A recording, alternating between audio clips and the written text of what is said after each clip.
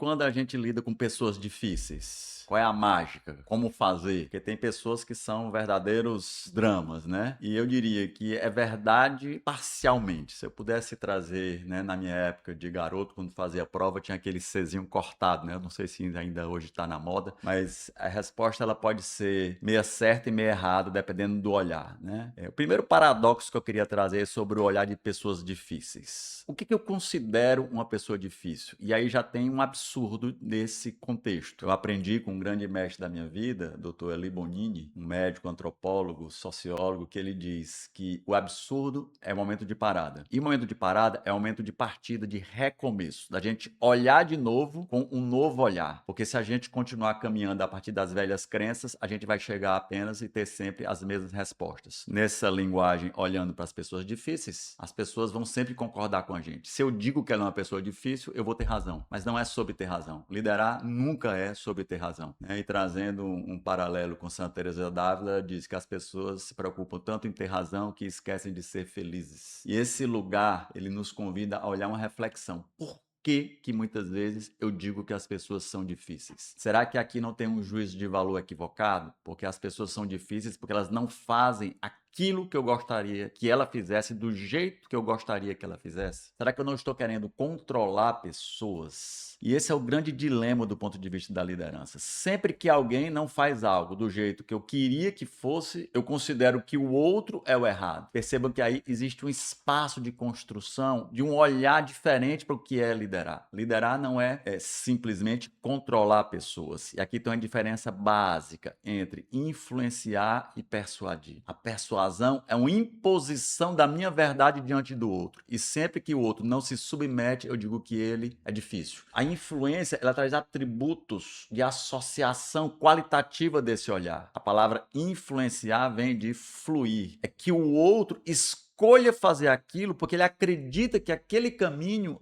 é aquele que deve ser seguido por ele. Perceba que é uma diferença sutil, mas é a sutileza de um elefante numa casa de louças. Porque a persuasão não dá ao outro a escolha, a influência dá. E por isso que a gente considera muitas vezes pessoas difíceis aquelas que resistem. E aqui tem uma máxima do ponto de vista da física, princípio newtoniano em ação. Quanto mais eu coloco uma força sobre um objeto, mais eu recebo uma força no sentido oposto. Mais as pessoas vão reagir à minha imposição. E muitos líderes, como não conhecem outras formas de lidar, eles apenas querem impor às pessoas difíceis a sua verdade. E ele pode até vencer do ponto de vista da natureza factual, porque do ponto de vista físico, o mais forte vence. Então, uma pedra vai vencer um vidro. Mas não é sobre vencer, porque se o outro não, de fato, se convenceu internamente de aquele é o melhor caminho, isso não se sustenta no tempo. Então, eu queria trazer a você um convite de reflexão sobre esse olhar, de como lidar com essas experiências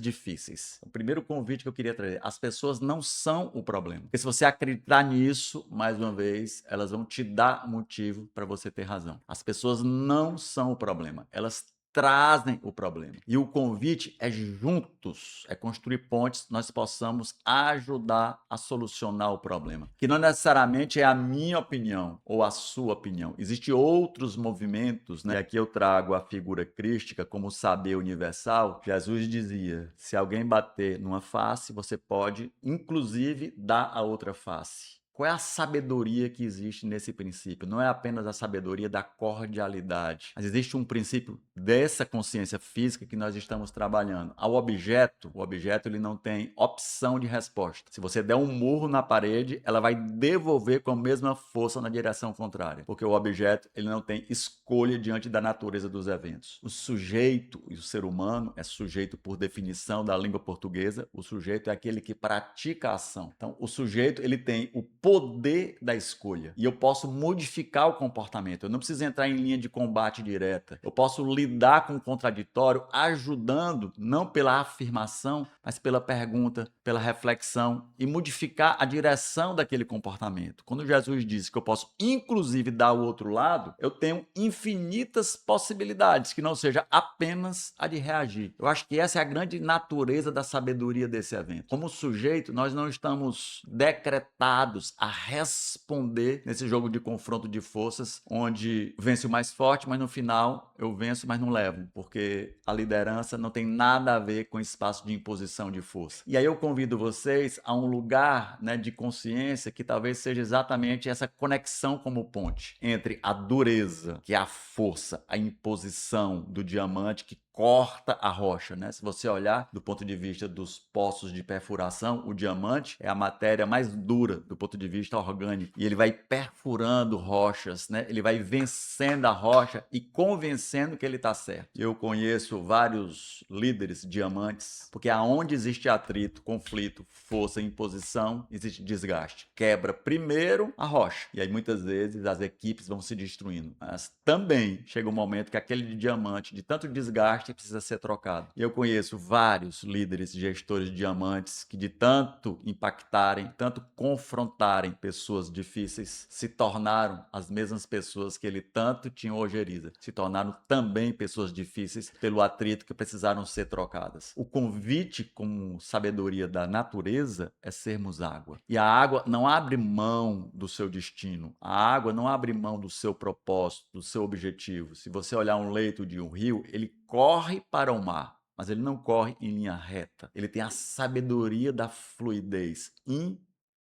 fluir, influenciar. Ele vai bauleando as rochas. Se você olhar as rochas de um leito do rio, elas são arredondadas. Ele vai aparando as arestas. Ele vai modificando, fazendo concessões suaves para permanecer, para que ele consiga seguir o seu curso. E a palavra que nós usamos para isso é firmeza, que é diferente da dureza. Se a gente olhar como elemento da natureza, talvez quem mais nos ensine sobre firmeza estão nas nossas praias, né, do Brasil, do mundo todo, mas particularmente olhando para a beleza aqui do nosso Nordeste, os coqueirais. Eles trazem essa sabedoria extrema. Se você olhar os grandes coqueiros, né, gigantescos, eles dançam a sabor dos ventos. Primeiro princípio, firmeza não é falta de consciência de propósito. Os coqueiros não fogem dos ventos, eles enfrentam, eles permanecem, eles estão legitimados naquilo que é a natureza do seu propósito maior. Eu nunca vi, até então, nenhum coqueiro fugindo e correndo dos desafios que a natureza, que a vida os convida a viver. Pelo contrário, por que ele dança? Por que ele balança? Porque se ele permanecer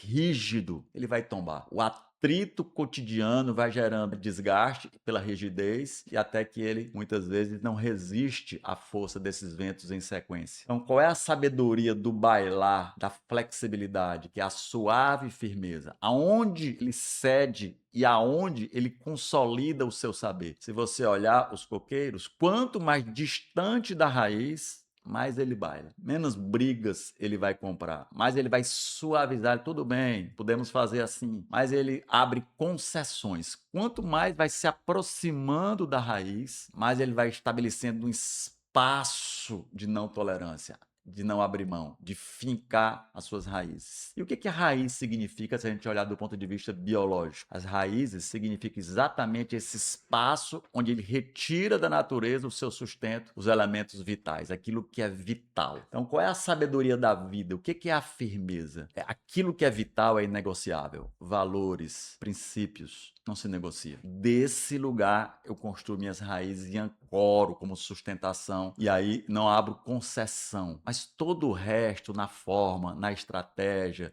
no plano de ação, na maneira, eu posso flexibilizar, eu posso criar acordos para que o outro também se sinta parte incluída e naturalmente o outro também vai se transformando, porque na hora que eu faço concessões para que esse outro possa habitar um espaço de coexistência, ele também naturalmente, pelos neurônios espelho, ele se permite também conceder espaço onde eu possa me colocar como sujeito pertencente. Perceba que é quase que um dilema de co-construção. E quando eu falo sobre influenciar, a diferença para persuadir é que eu não quero impor ao outro a minha verdade. Eu estabeleço os limites que não são negociáveis. Aquilo que nós juntos vamos ancorar como percepção de valor. E aí a suave firmeza se revela como uma expressão qualitativa dessa construção comum. Porque não é mais aquilo que eu ganho e você perde. Juntos nós ganhamos, porque ela produz confiança. Quando a gente baliza essas construções, se a gente olhar isso como não construção moral, mas como construção social de um código código de ética que rege relações duráveis, isso produz confiança no tempo, porque as pessoas percebem que a minha firmeza não é apenas um espaço de oposição em relação a ela. Ela é um espaço de construção onde todas as pessoas vão seguir os mesmos princípios e elas passam a reger códigos comuns de convivência que geram respeito, admiração. Então, pessoas não são difíceis. Pessoas podem trazer temas difíceis.